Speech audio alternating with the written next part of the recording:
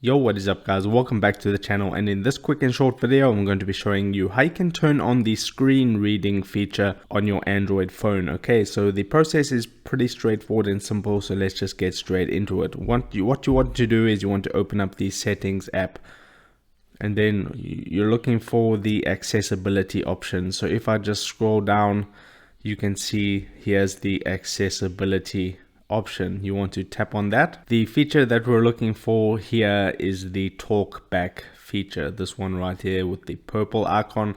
So I'll click on talkback, and this is a feature that's going to allow your phone to read out the text that is on the screen. So it says when talkback is on, it provides spoken feedback so that you can use your device without looking at the screen. So that is nice.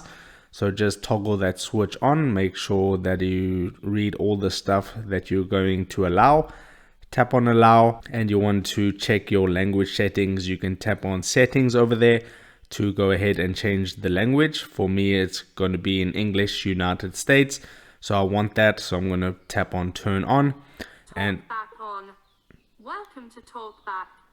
Welcome to Talkback, page 1 of 5. Okay, so as you can see, it is working right now. It is reading what is on the screen right now. So to close, just double tap, and then I will close. Close.